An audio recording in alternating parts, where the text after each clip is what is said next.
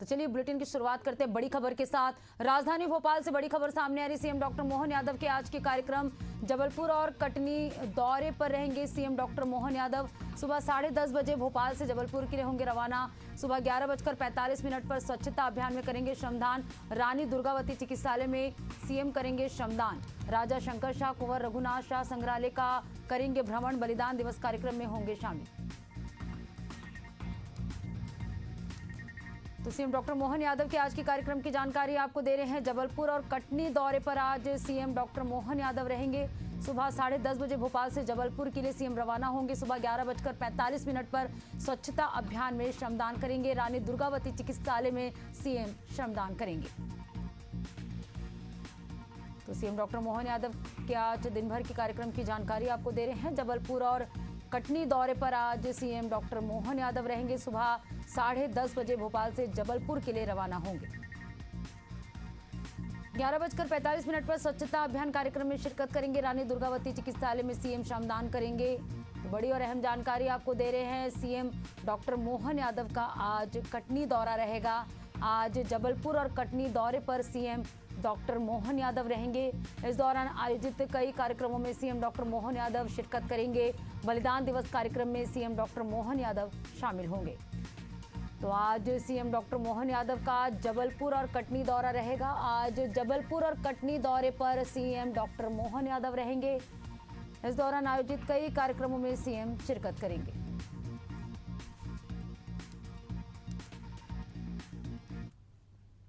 अगली बड़ी खबर की रुख करेंगे राजधानी भोपाल से है। राजधानी का मछली परिवार मामला सामने आया। पशुपालन विभाग की जमीन के कब्जेदारों की सुनवाई आज 99 एकड़ जमीन पर कब्जे को लेकर जारी किया गया था। नोटिस 30 से ज्यादा अतिक्रमणकारियों को नोटिस भेजा गया था। तहसीलदार सौरभ वर्मा के कोर्ट में सुनवाई होगी। तो बड़ा अपडेट आपको दे रहे हैं। मछली परिवार से संबंधित ये बड़ा अपडेट सामने आया है। आज सुनवाई होगी। बड़ी खबर आपको बता रहे हैं। राजधानी के मछली परिवार मामले को लेकर ये बड़ा अपडेट आपको बता रहे हैं। पशुपालन विभाग की जमीन के कब्जेदारों की आज सुनवाई होगी। 99 एकड़ जमीन पर कब्जे को लेकर नोटिस जारी किया गया था। 30 से ज्यादा अतिक्रमणकारियों को नोटिस भेजा गया था। तहसीलदार सौरभ वर्मा की कोर्ट में सुनवाई होगी। अगली बड़ी खबर की रुख करेंगे राजधानी भोपाल से। एमपी में अगले वर्ष शुरू होगी परिवहन सेवा। पहले इंदौर, फिर उज्जैन और बाद में जबलपुर से प्रारंभ करने की तैयारी। शुरुआत में 50 से 100 किलोमीटर दूर तक के लिए बसें चलाई जाएंगी। सुविधा का परीक्षण करके विस्तार किया जाएगा।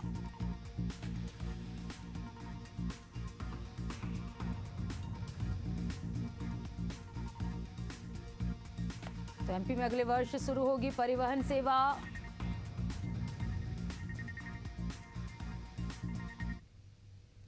और इधर एमपी में विदाई की ओर बढ़ता मानसून। प्रदेश में 4 दिन तक तेज बारिश का अलर्ट नहीं रहेगा। भोपाल, जबलपुर समेत कई जिलों में बूंदाबांदी की यहां संभावना जताई गई है। अगले 24 घंटे में तेज बारिश थमी रहने के आसार हैं। नया सिस्टम एक्टिव होने के बाद फिर से बारिश का अनुमान यहां मौसम विभाग ने लगाया है। तो कहीं ना कहीं जो लगातार बारिश हो रही थी, लोगों को राहत मिलेगी। प्रदेश में 4 दिन तक तेज बारिश का अलर्ट नहीं रहेगा। मौसम विभाग ने ऐसी संभावना जताई है। भोपाल, जबलपुर समेत कई जिलों में बूंदाबांदी होने की संभावना है। अगले 24 घंटे में तेज बारिश थमी रहने के आसार हैं। तो नया सिस्टम एक्टिव होने के बाद फिर से बारिश का अनुमान मौसम विभाग ने यहां लगाई है।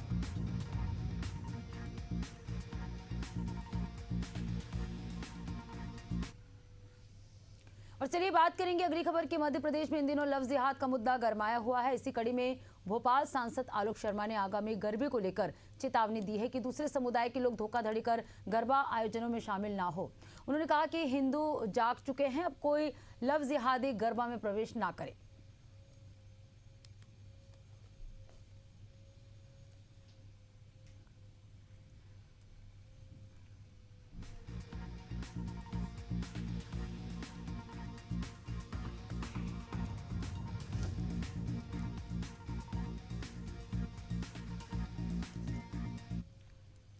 मध्य प्रदेश के लोक निर्माण विभाग मंत्री और जिले के प्रभारी मंत्री राकेश सिंह ने चौरई विधानसभा क्षेत्र में 25 करोड़ 53 लाख रुपए की लागत से विभिन्न विकास कार्यों का भूमि पूजन किया। इस दौरान उन्होंने गोपालपुर जमुनिया मार्ग, कुंडा सागर, किरंगी पार मार्ग समेत कई सड़कों के निर्माण कार्यों की शुरुआत की। साथ ही 11 करोड़ 51 लाख रुपए की लागत से पूरे हुए कार्यों का लोकार्पण किया। नगर पालिका परिषद और जनपद पंचायत चौरई के तहत कई जल प्रबंधन, सामुदायिक भवन निर्माण और स्वास्थ्य केंद्रों का भी भूमि पूजन हुआ। इस अवसर पर छिंदवाड़ा सांसद, चौरई विधायक और अन्य जनप्रतिनिधियों के साथ अधिकारी और नागरिक मौजूद रहे।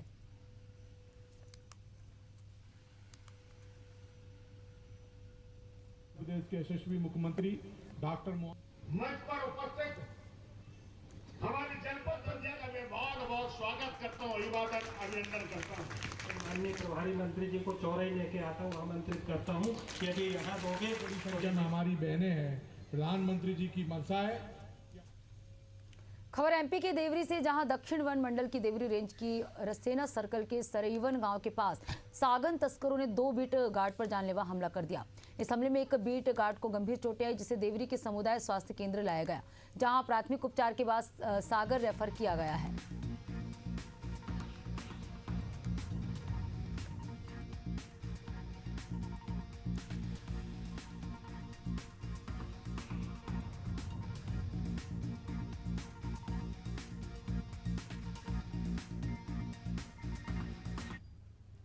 प्रधानमंत्री नरेंद्र मोदी के जन्म दिवस पर विदिशा में कांग्रेस ने बेरोजगारी के मुद्दे को लेकर अनोखा विरोध प्रदर्शन किया।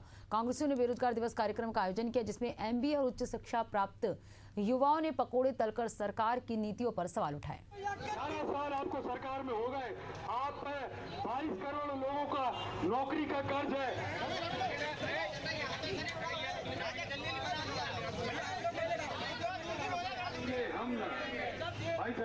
मोदी के जन्म दिवस पर कांग्रेस ने अनोखा प्रदर्शन किया। ये तस्वीरें आप देख रहे हैं विदिशा से, जहां कांग्रेस ने अनोखा विरोध प्रदर्शन किया।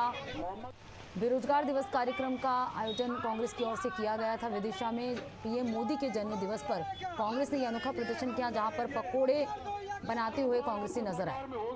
आप 22 करोड़ लोगों का नौकरी का कर्ज है।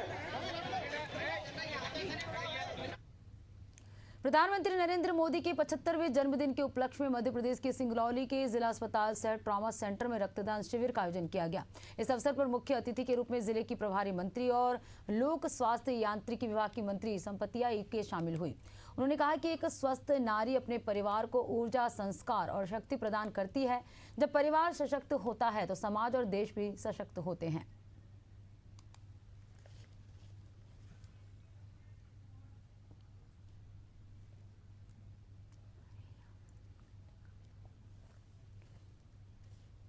प्रधानमंत्री नरेंद्र मोदी के जन्म दिवस के अवसर पर कार्यक्रम का आयोजन किया गया। स्वस्थ नारी सशक्त परिवार अभियान के तहत सिंगरौली में कार्यक्रम का आयोजन किया गया। जिले की प्रभारी मंत्री इस कार्यक्रम में शामिल हुई।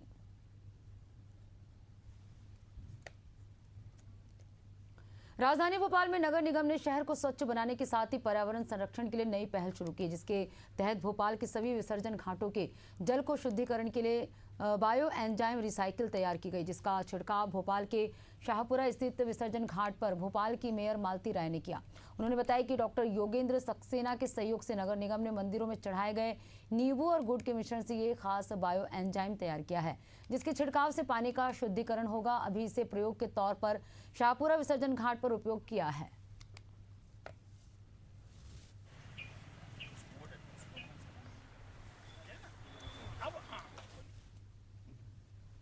नगर निगम देश की पहली भोपाल नगर निगम ऐसी है जिसने मंदिरों पर से जो देवियों के मंदिर में नींबू चढ़ते थे, उन नींबुओं को गुड़ के साथ मिलाकर बायो एंजाइम बनाया और उसके बाद में जिन घाटों पर मूर्ति विसर्जन होती है उन घाटों पर आज हम यहाँ पर बायो एंजाइम डालेंगे और डालने के बाद में हमारे ये डॉक्टर योगेंद्र सक्सेना जी, इनके सहयोग से ये हमने बायो एंजाइम भी बनाया है और इन्हीं के मार्गदर्शन में हम यहाँ घाटों पर जितनी मूर्ति विसर्जन हुई है घाटों पर आज हम शाहपुरा लेक पर डाल रहे हैं। शाहपुरा जहाँ मूर्ति विसर्जन हुई है यहाँ पर डालेंगे और इस पानी को हमने पहले भी चेक करवाया और बाद में भी चेक करवाएंगे और फिर उसके बाद हम अन्य घाटों में भी बायो एंजामिन डालेंगे।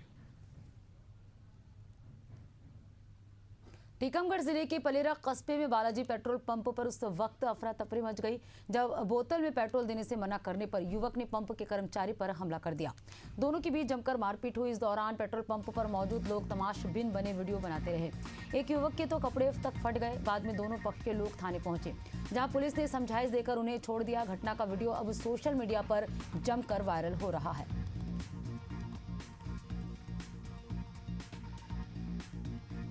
पेट्रोल मांगा उनसे पाटाला में। हाँ उन्होंने नहीं लिया। हाँ इसमें विवाद हो गया। अच्छा मारा कोई लेपड़ा हमने उनको मारा, उन्होंने हमें मारा था।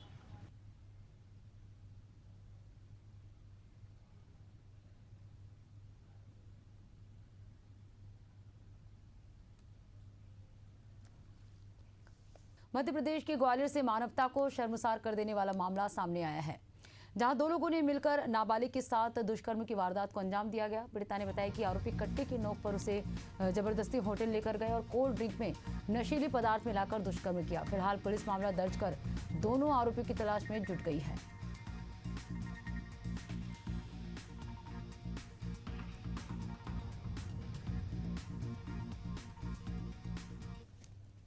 खबर एमपी की राजधानी भोपाल से, जहां बिल्किसगंज में रहने वाले एक युवक की हत्या कर उसके शव को रातीवड़ इलाके में गड्ढे में दबा दिया गया।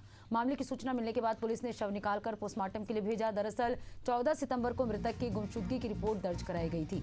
मामले की जांच में हत्या का खुलासा हुआ और पुलिस ने संदिग्ध आरोपी को हिरासत में लिया। फिलहाल बिल्किसगंज पुलिस आगे की कार्रवाई में जुट गई है।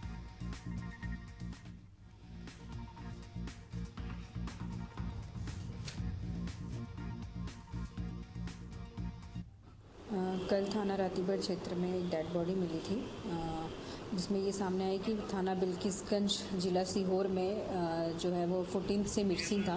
15 से मिसिंग रिपोर्ट डली हुई थी और बिल्किसगंज पुलिस जो है उसके सर्च में थाना रातीबड़ क्षेत्र में आई थी और उन्हीं को डेड बॉडी मिली थी, और जिस पर से थाना रातीबड़ क्षेत्र में 0 पर मर की कायमी करते हुए और डेड बॉडी को पीएम हेतु हमीदिया अस्पताल रेफर कर दिया था और अग्रिम विवेचना हेतु जो है डायरी थाना बिल्किसगंज को भेजी जाएगी। बुरहानपुर जिले के धूलकोट क्षेत्र के ग्राम पंचायत में स्कूल तक पहुंचने के लिए बच्चों और शिक्षकों को रोजाना एक बहते नाले को पार करना पड़ता है। बरसात के दिनों में यही नाला जानलेवा बन जाता है। फिर भी छोटे छोटे मासूम बच्चे भारी बस्ता उठाकर पानी की धार लांघते हैं। कई बार बड़े बच्चे छोटे बच्चों को कंधों पर बिठाकर स्कूल पहुंचाते हैं। शिक्षकों को भी अपना वाहन दूर खड़ा कर कीचड़ भरे रास्तों और नाले से होकर पैदल ही स्कूल जाना पड़ता है।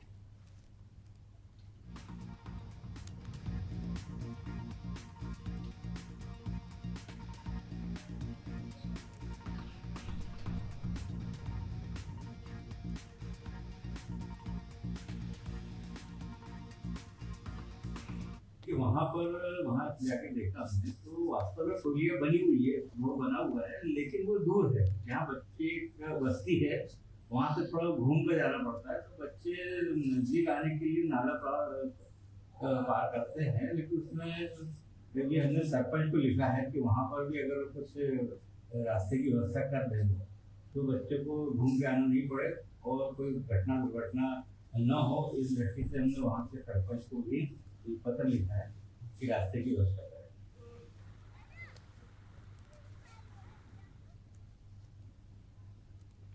त्योहारी सीजन को देखते हुए रेलवे स्टेशन पर चेकिंग की जा रही। इसी कड़ी में इटारसी रेलवे स्टेशन पर जीआरपी पुलिस ने फुट ओवर ब्रिज पर एक संदिग्ध व्यक्ति को देखा। जब पुलिस ने उसे पकड़ने की कोशिश की तो वो बैग छोड़कर फरार हो गया, जिसमें से पुलिस ने करीब 20 लाख रुपए की लागत के चांदी के आभूषण बरामद किए।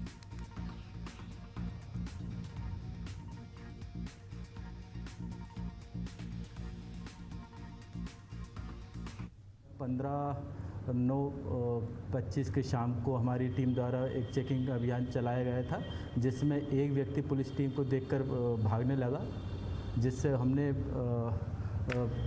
पकड़ने का प्रयास किया, लेकिन अपना बैग छोड़कर वो मौके से भागने में सफल हुआ। उस बैग को हमने उठाकर जब चेक किया तो उसमें करीब 15 किलो 350 ग्राम के जेवराती चांदी के आभूषण मिले जिनको हमने विधिवत जब्त किया है और अभी जो संदिग्ध व्यक्ति जो मौके से भाग गया है उसकी हम तलाश कर रहे हैं।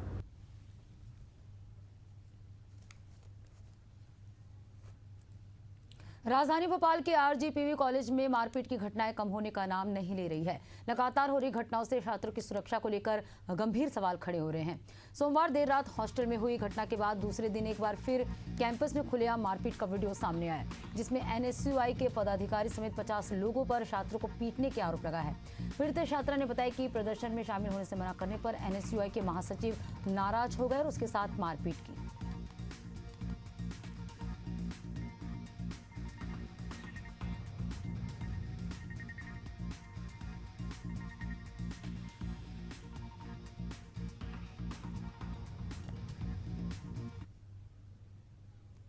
अब एक व्यक्ति आया, छात्र आया है जिसका नाम योगिन मोरे बताया है। उसके द्वारा ये 4th ईयर का छात्र है आरजीपीवी। तो उसके द्वारा ये बताया गया कि कुछ लोग प्रोटेस्ट के लिए जा रहे थे, तो वो उनके साथ नहीं गया, तो उस कारण से उन लोगों ने मारपीट किया है। छात्र व्यक्तियों का नाम भी नहीं जानता है। अज्ञात के खिलाफ मुकदमा कायम किया गया है। जी। छात्र उन व्यक्तियों का नाम नहीं जानता है। उसके द्वारा बताया गया कि उसको ले जा रहे थे, हमारे ले जा रहे थे कि भाई प्रोटेस्ट करने तुम क्यों नहीं आए। सबलगढ़ में पदस्थ एसडीएम अरविंद माहौर पर एक परिवार के द्वारा गंभीर आरोप लगाए गए हैं। पीड़ित परिवार ने आरोप लगाया कि एसडीएम अरविंद माहौर ने उन्हें बुरी तरह से परेशान किया है। परिवार का कहना है कि एसडीएम उनकी बेटी को रात भर कॉल कर परेशान करते हैं और उन्हें गालियां देते हुए धमकियां भी देते हैं। साथ ही एसडीएम ने परिवार के अन्य सदस्यों को भी मानसिक रूप से प्रताड़ित किया है।